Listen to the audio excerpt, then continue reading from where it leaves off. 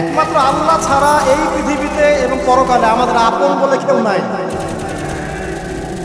বাকি সবাই সবার স্বার্থের জন্য আছে। মানুষ মানুষের অবস্থানকেই মূল্যায়ন করে। আমরা মারা গেলে পরে 40 দিন তারা আমাদেরকে মনে রাখবে কিনা সন্দেহ আছে। বিশ্বাস করছেন না? এই যে আমাদের অনেক আত্মীয় স্বজন মারা গেছে না, বছরে একটা বারো কি কবরস্থান করে দিয়েছে, হয়তো যায় মৃত্যুবার্ষিকী ওই দিন যায়, তাই না? দেখেন আমরা কিন্তু আস্তে আস্তে ভুলে গিয়েছি, আমরা ব্যস্ত হয়ে গেছি। ঠিক একইভাবে তারাও আমাদেরকে ভুলে যাবে।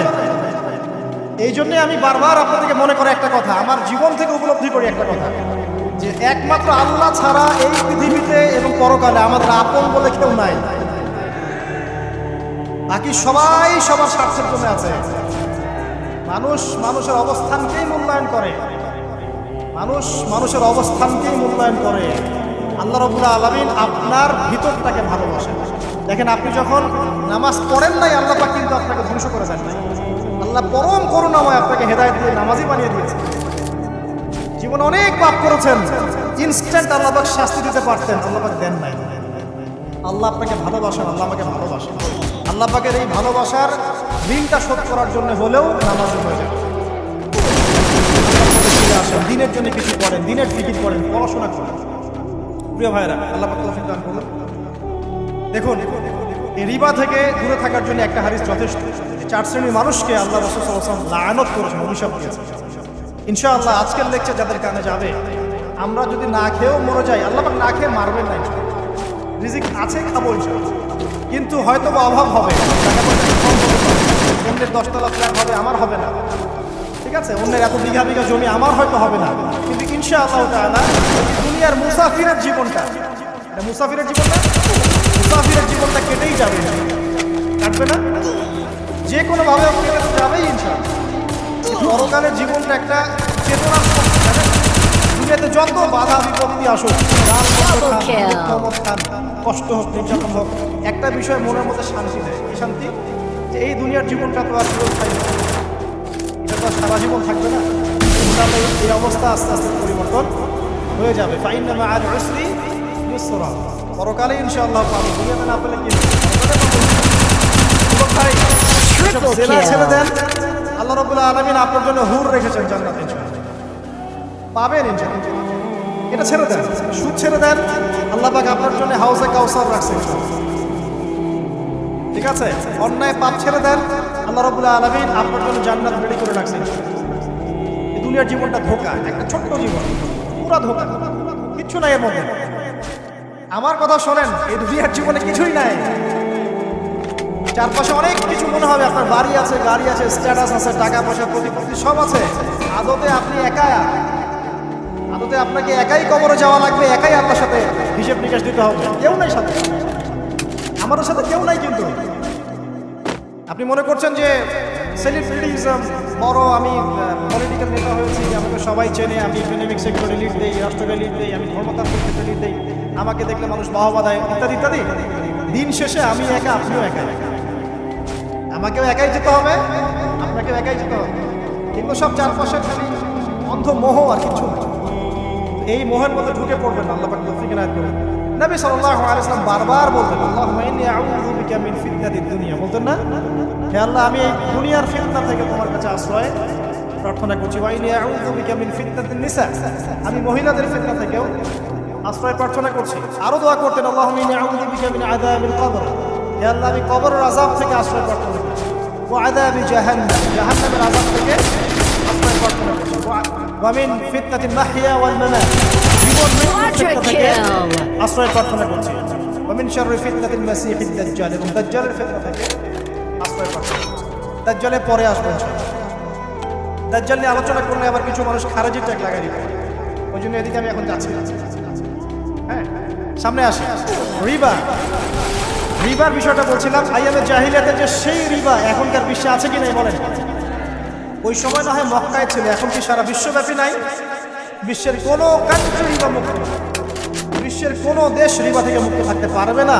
এই বিশ্ব পরিচালনা যারা করছে ওদের আন্ডারে। কখন হবে বিশ্ব রিবা মুক্ত? একদিন বিশ্ব রিবা মুক্ত হবে, একদিন না একদিন এই বিশ্বটা সুদমুক্ত হবে ইনশাআল্লাহু তাআলা। তখন জালেম পার পাবে না, মাসলুমের রক্ত ওঠা যাবে না ইনশাআল্লাহ।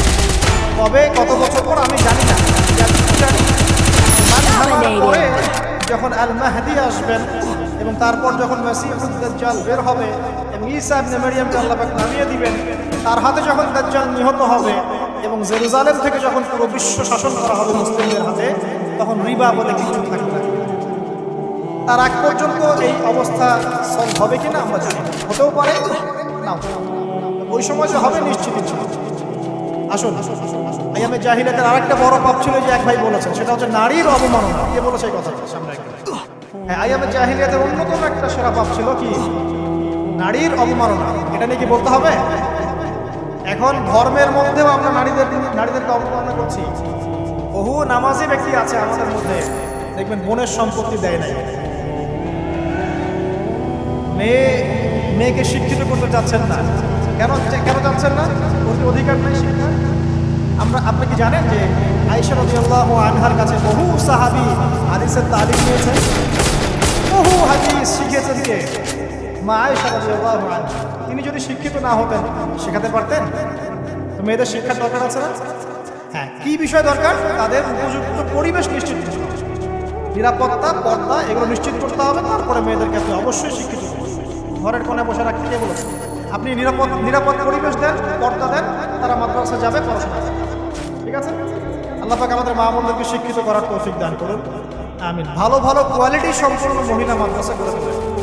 আর মেয়েরা যদি শিক্ষিত না হয় তাহলে আমাদের বাড়ির বউরা শিক্ষিত হবে। বউ শিক্ষিত না হলে আপনি একা শিক্ষিত হয়ে লাভ নাই। তখন ওই যে বললাম টর্চার সেল, ওই টর্চার সেলে ঢুকতে হবে। কথা বুঝতে পারছেন না? আগে বিয়ের সাথে পরেই বুঝতে পারছেন। যারা করেছেন তারা অলরেডি হাসছে জিনিস। ঠিক আছে? আচ্ছা, সামনে আসেন। দেখেন মেয়েদের অবমাননা কিভাবে দেখাবে। সবচেয়ে বড় অবমাননা হচ্ছে ওদের দেহটাকে আমরা এখন পণ্য বানিয়েছি। এই যে পর্নোগ্রাফি দেখেন, এই মেয়েগুলোর ইজ্জতের কোনো দাম নাই। মানে তাদের দেহটাকে একটা ব্যবসার সামগ্রী বানানো হয়েছে। আমি একটা লেকচার দিয়েছিলাম ঢাকায়, নীল দর্পণ, দেখবেন অনলাইনে আছে। ওখানে আমি স্ট্যাটিস্টিক্স দেখিয়েছি যে সারা বিশ্বে এই যে আমেরিকায় শুধুমাত্র $12 বিলিয়ন ব্যবসা করে পর্নো। এটা একটা ব্যবসা, একটা ইন্ডাস্ট্রি। যেমন ফিল্ম ইন্ডাস্ট্রি আছে, আপনার গানের ইন্ডাস্ট্রি আছে না, এরকম একটা ইন্ডাস্ট্রি হচ্ছে এই পর্ন ইন্ডাস্ট্রি। এখানে সবাই অ্যাক্ট্রেস, অ্যাক্টর, অ্যাক্ট্রেস, এটা হচ্ছে অভিনেতা, অভিনেত্রী। এখানে যা দেখানো হয় এগুলো কিন্তু রিয়েল না, বাস্তব, সব ফেক। বুঝতে পারছেন না কথা? এগুলো অভিনয়, এগুলো ফেক। এবং এটা একটা ইন্ডাস্ট্রি, এর মধ্য দিয়ে মেয়েদের দেহটাকে পণ্য বানিয়ে সারা বিশ্বের ব্যবসা করছে। এবং এর একটা অন্যতম উদ্দেশ্য হচ্ছে মুসলিম যুবকদের ঈমান যেন নষ্ট করা যায়। কারণ মুসলিম যুবকদের ঈমান চলে গেলে তারা নিশ্চিন্ত, ওদের পথে আর কেউ বাধা নাই। কারণ ওদের এই জুলুমের পথে বাধা যদি কেউ দিতে পারে তাহলে কারা দিবে? মুসলিমরা। আর মুসলিমদের মধ্যে সবচেয়ে সৌর্যবীর্য কাদের মধ্যে থাকে? যুবকদের মধ্যে। যুবকদের ঈমান যদি চলে যায় তাহলে এদের আর কোনো সমস্যা নেই। এই বিষয়টা খেয়াল করবেন যে এটা একটা ইন্ডাস্ট্রি। সো এখানে আমরা মেয়েদের দেহটাকে আমরা কি বানিয়েছি? পণ্য বানিয়ে দিয়েছি। আর এখন তো চলছে কাপড় খোলা সংস্কৃতি। প্রত্যেকটা সেক্টরে আপনি গিয়ে দেখবেন মেয়েদের ইজ্জত, সম্মান, আব্রুটাকে উন্মুক্ত করে এটাকে দিয়ে আমরা বিজনেস করছি। একটা বিজনেস। এখানে সমাধান কি? সমাধান আয়েশা রাদিয়াল্লাহু আনহা। সমাধানকে সমাধান ফাতিমা রাদিয়াল্লাহু আনহা। সমাধানকে সমাধান খাদিজা রাদিয়াল্লাহু আনহা। আমাদের মা, আমাদের বোন, আমাদের স্ত্রীদেরকে তাদের মতো করে মানুষ করতে হবে, গড়ে তুলতে হবে ইনশাআল্লাহ।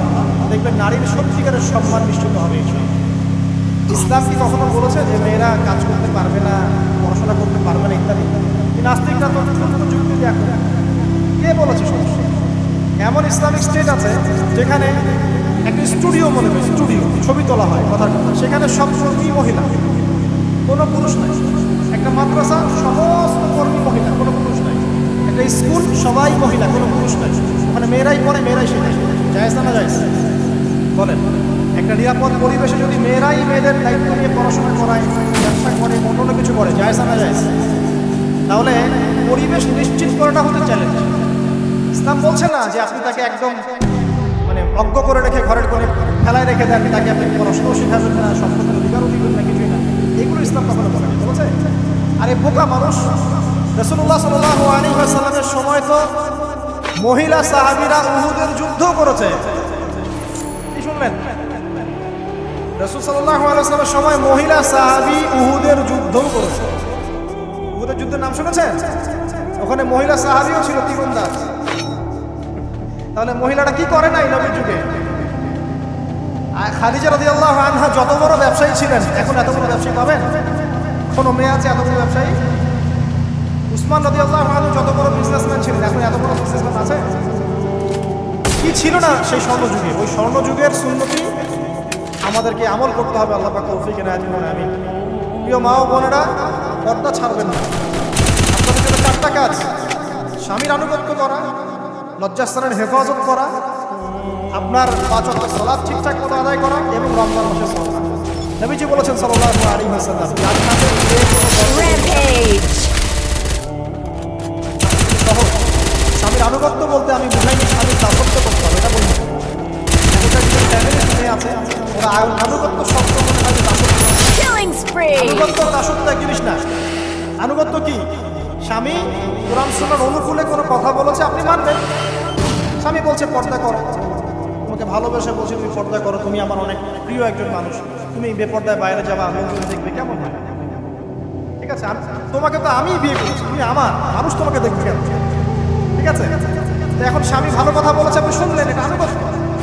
ওই স্বামী যদি বলে আসো তো আমার কলিগরা এসেছে, খাবার সার্ভ করতে হবে, আসো খাবারটা পরিবেশন করো, এখন আপনি বেপর্দা হয়ে আপনার স্বামীর কলিগের সামনে খাবার পরিবেশন করতে শুরু করবেন, এটা কি আনুগত্য করতে হবে? এটা তখন আপনি আনুগত্য করবেন না। সিম্পল, কোরআন সুন্নাহর অনুগত্য কাজে আপনি স্বামীর আনুগত্য করবেন, বিপরীতে গেলে আপনি করবেন। স্বামীর আনুগত্য মানে স্বামীর দাসত্ব নয়। আর এই হাদিসটা আপনি কেন ভুলে যান যে আল্লাহ রাসূল সাল্লাল্লাহু আলাইহি ওয়াসাল্লাম বলেছেন আল্লাহ ছাড়া যদি কাউকে সিজদা করা যেত, সম্মান বুঝাচ্ছেন, আল্লাহ ছাড়া যদি কাউকে সিজদা করা জায়েজ হতো, আমি মেয়েদেরকে বলতাম যেন স্বামীকে সিজদা করতে। কেন? কারণ আপনাকে রেসপন্সিবিলিটি, আপনার খাবার, আপনার ফুড, আপনার শেল্টার, আপনার মানে পুরো দায়িত্ব নিজের হাড় ভাঙা পরিশ্রম দিয়ে, জীবনের ঝুঁকি নিয়ে স্বামী আপনার জন্য করে। সে আপনার সম্মান পাওয়ার যোগ্য। সে কি আপনার সম্মান পাওয়ার যোগ্য নয়? আপনি যদি সম্মানের হক আদায় না করতে পারেন তাহলে আপনি অকৃতজ্ঞ। আর অকৃতজ্ঞ মেয়ে কখনো জান্নাতে যাবে? একটা হাদিসে আছে বেশিরভাগ মেয়ে জাহান্নামে যাওয়ার অন্যতম কারণ হচ্ছে তারা স্বামীর সাথে কুফরি করে। কি করে? তারা সারা জীবন স্বামী ভালোবেসে যায়, ভরণ পোষণ দিয়ে যায়, সব চাহিদা পূরণ করে যায়। একদিন দেখবেন কথা কাটাকাটি হয়েছে, ওই দিন বলে বসবে যে তোমার কাছে আমি কিচ্ছু পাইনি। এই যে কুফরি, এই কারণে তারা জাহান্নামে যেতে পারে বেশি। আল্লাহ হেফাজত করুন। আরেকটা কারণ হচ্ছে যে বেপরদা। আপনাকে 4টা মূলনীতি ফলো করতে হবে।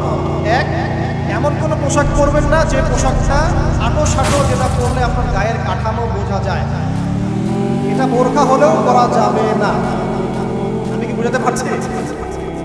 ডিজিটাল বোরকা দেখেন নাই? দেখছেন? মাশাআল্লাহ। আর কারা কারা দেখছেন?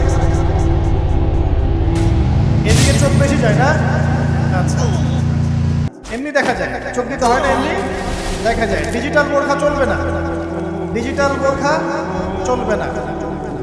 আমার মত, আমি মত দিচ্ছি, আমি আল্লাহর রাস্তায় সময় দিয়েছি অনেক, এবং এখানে যে পর্দাটা শেখানো হয় এরকম পর্দা আমি অন্য কোথাও নেই। এত চমৎকার পর্দা শেখানো। কারা কারা সময় লাগিয়েছে? 3-7 দিন সময় দিয়েছে, বেশিরভাগই দেন নাই। সমস্যা নাই, দিতে হবে। আমি বাধ্যতামূলক বলি না, বলেছি এখানে পর্দা শেখানো হয়, চমৎকার পর্দা শেখানো, যে এখানে চোখটা পর্যন্ত তোদের ঢেকে রাখার। যাই হোক, এখানেই শেখেন, অ্যাটলিস্ট পর্দাটা শিখতেই হবে। এমন পোশাক হবে না যেটা পরে আপনার গায়ের কাঠামো বোঝা